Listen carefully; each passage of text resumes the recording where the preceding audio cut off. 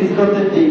আল্লাহ রাসূল সাল্লাল্লাহু আলাইহি ওয়াসাল্লাম নিজের জন্মভূমি, নিজের ঘর বাড়ি, ছেঁড়া পথঘাট সবকিছু ত্যাগ করে একমাত্র দ্বীনের জন্য সবকিছু ত্যাগ করে মদিনার উদ্দেশ্যে চলে গেছেন।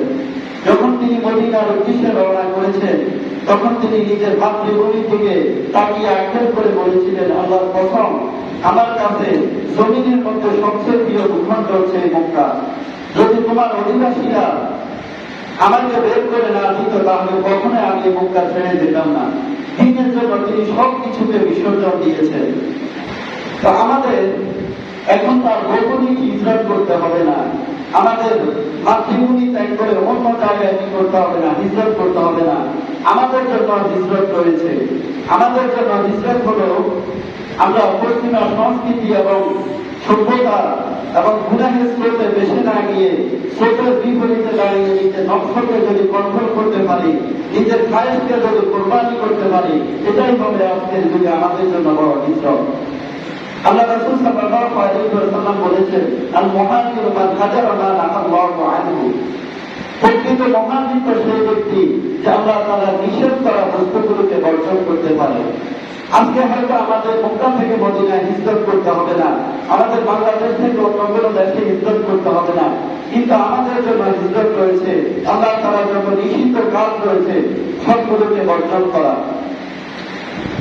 এই হিজরত করতে গেলে হয়তো আপনার অনেক বন্ধুকে হারাতে হবে, আপনার অসৎ বন্ধুকে ছাড়তে হবে, আপনার ক্যারিয়ারের লোভনীয় অফারগুলোকে আপনাকে বিসর্জন দিতে হবে, আপনার কোন প্রিয় অবৈধ সম্পর্ককে চিরতরে বিদায় করতে হবে। যদি তাই করতে হয় তাহলে সেটাই করবে, এটাই হবে আমাদের জন্য সবচেয়ে বড় হিজরত।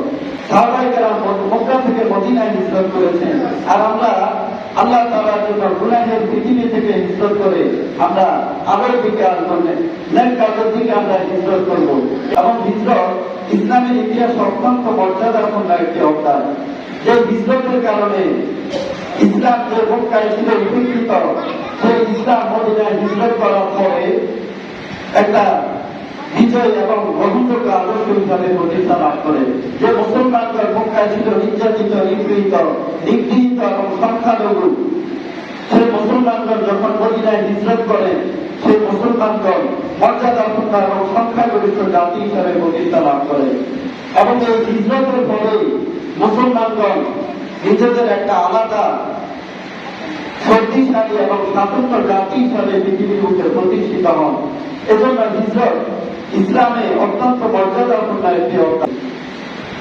যদি আমরা নিজেদেরকে প্রকৃত মুসলমান দাবি করি, তাহলে এই হিজরত থেকে আমরা শিক্ষা নিতে পারি যে হিজরতের মাধ্যমে যেমনিভাবে মদিনা ইসলাম বিজয়ী এবং গ্রহণযোগ্য আদর্শ হিসাবে প্রতিষ্ঠিত হয়েছে, ঠিক তেমনিভাবে আমরা হিজরত থেকে একটা স্বতন্ত্র আলাদা জাতি হিসাবে পৃথিবীর বুকে প্রতিষ্ঠিত হয়েছি।